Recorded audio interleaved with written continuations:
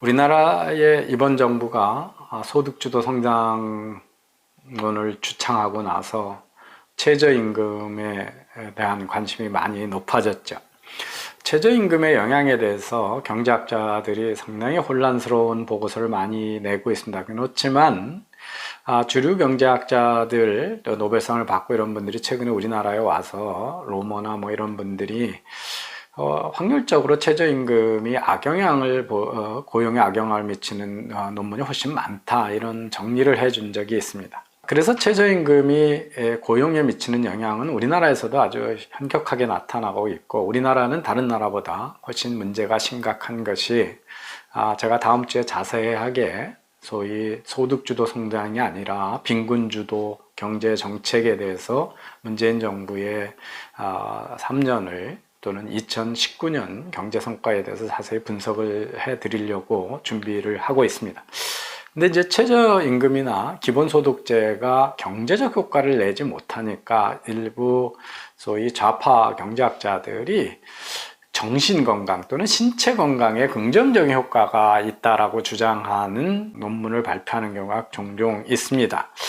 그래서 이런 주장이 사실인가 하고 최근에 미국에서 한 2년 전에 논문이 나와서 제가 우연히 접하게 돼서 여러분한테 소개를 드리면서, 이번 신년 기자회견이나 이런 데서 문재인 대통령이 소위 자신의 소득주도 성장 정책의 긍정적 효과를 많이 강조했습니다. 그 중에 하나가 근로소득자의 소득 격차가 줄었다, 이런 주장을 많이 하는데, 그런 주장들하고 이 건강에 관한 주장들이 맥을 같이 합니다. 그래서 왜 그런가를 좀 설명을 드리면서 문재인 대통령의 이야기가 왜 가짜뉴스인가는 다음 시간에 제가 자세히 설명을 드리겠습니다. 논문의 제목은 최저임금이 노동자들의 건강에 영향을 미치냐 그래가지고 뉴멕시코 대학, 템플 대학, 그리고 미국 기업연구소 AEI가 공동 연구한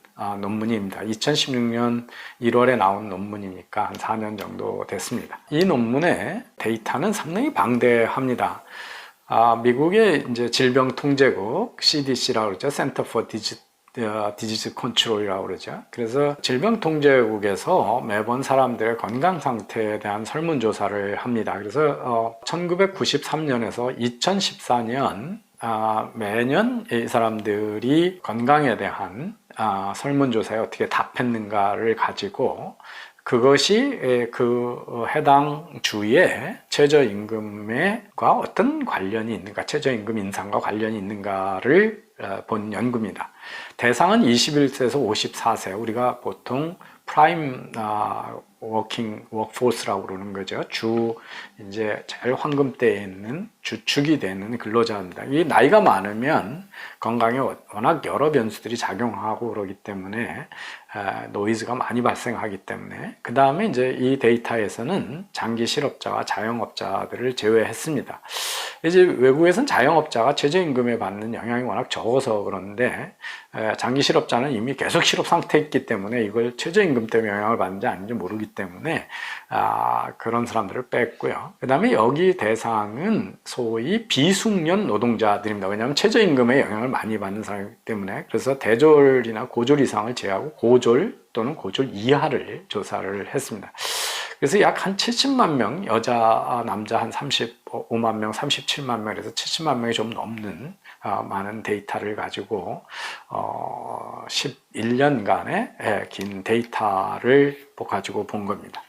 보시면 미국의 연방정부의 최저임금은 잘 변동이 없지만 주별로 이렇게 많은 최저임금의 변화가 있었습니다. 그래서 보시면 알칸사 같은 데는 11년 사이에 한 5번의 최저임금이 있었고요. 애리조나 같은 3번밖에 없지만, 저 밑에 와서 워싱턴주나 위스콘신주 같은 거의 매년 최저임금이 변화됐다는 걸 보고, 와이오밍주 같으면 2001년 한 번밖에 없을 정도로 미국은 분권화된 사회고 주들의 최저임금이 실질적인 최저임금의 결정을 하고 있다는 걸 볼 수가 있습니다. 방법론이나 이런 거는 자세하게 설명드릴 수는 없고요. 그래서 저숙련, 고졸 이하 노동자들, 이게 대부분의 최저임금 대상이 이제 이분들인데, 건강에 대한 연구 결과는 첫 번째는 최저임금 인상이 저숙련자들의 근로자의 실업을 증가시키고 있다라고 하는 것이 이제 통계적으로 증명이 되고요.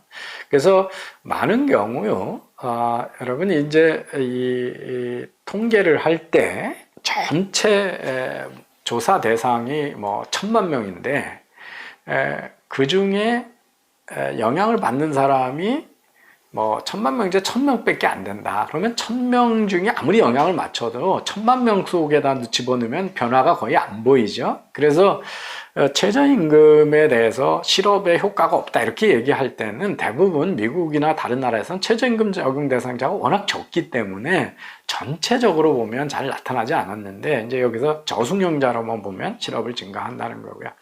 그 다음에 이제 재미있는 게 이겁니다. 최저임금 인상 후에 남자들은 건강을 나쁘다고 보고 하는 경향이 늘어난다는 겁니다. 좋아지는 게 아니고. 이게 왜 그럴까요? 그래서 벌써 이제 이게 고용된 사람들이 더 그러는 거예요. 고용 안 된 사람도 그렇지만, 보시면 고용된 남자들은 건강이 나쁘거나 그저 그렇다. 그 다음에 이제 굿, 뭐 베리 굿, 뭐 이렇게 쭉 되는데, 푸어하고 페어는 나쁘다는 쪽이거든요. 이쪽이 증가하는 거예요. 그런데 이제 그 임금 인상이 되고 바로는 이렇게 더 나쁘다고 얘기하는 사람들이 자기 건강이 더 나쁘다, 힘들다라고 하는 소위 이제 스트레스 레벨이 높아졌다고 얘기하는데, 시간이 지나면 점점 감소해서 영향이 이제 단기적이라는 거고요. 그래서 이 결과를 보면 건강과 최저임금의 관계를 추정하기 어렵지만, 남자들은 적어도 향상시키지 않는 건 확실하다. 나쁜 쪽으로 간다는 거죠.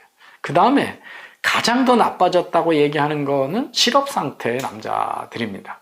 근데 이제 여성들은요, 통계적으로 잘 유의하지 않게 나옵니다. 이 여성들이 일반적으로 상황 변화에 더 잘 적응하는 거로 돼 있습니다. 근데 왜 건강을 증진시키다는 증거도 없고 남성들은 실업 상태에서 더 심하게 악화되고 이런 걸 보면, 실업 상태가 되는 사람들은 훨씬 더 나빠지는 건 이해가 되죠. 자기가 최저임금을 올렸는데 최저임금 때문에 갑자기 사장님이 너 나오지 말라고 그러는 거거든요. 그러면 얼마나 화가 나고 힘들겠어요. 그래서 최저임금이 실업되는 사람들의 건강을 악화하는 건 당연하죠.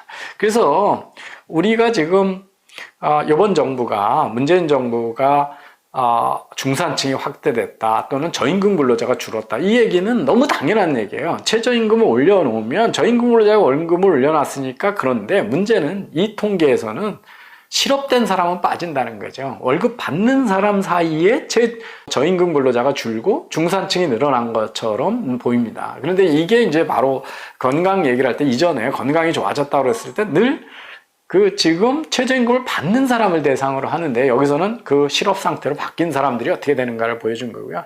그 다음에 고용돼 있는 저숙련 근로자는 3명이 하던 거를 한 직장에서 1명이 빠져나가면 2명이 일을 나눠서 하게 되잖아요. 그래서 식당의 웨이터가 내가 어제까지 20명을 서빙을 했는데 동료자가 1명이 없어가지고 25명, 30명 서빙하는 걸 거부할 수가 없잖아요. 그래서 그러니까 어떻게 되냐면, 최저임금이 올라가면 자기 업무량이 늘어나고 스트레스가 늘어나는 거죠. 그래서 이런 것 때문에, 그래서 이제 이 해석을 하면 높아진 업무 스트레스, 동료 해고에 따른 증가된 업무 강도가 악영향을 미치고, 그 다음에 이제 통계가 늘 출석 안 한 사람은 세지 않는 그 방법론이 이런 게 나오고, 특히 우리나라는 이들보다 더 지금 스트레스를 받는 것은 자영업자 고용주들입니다. 그래서 그들이 훨씬 더 스트레스를 많이 받고 빈곤으로 빠질 위험을 키웠기 때문에,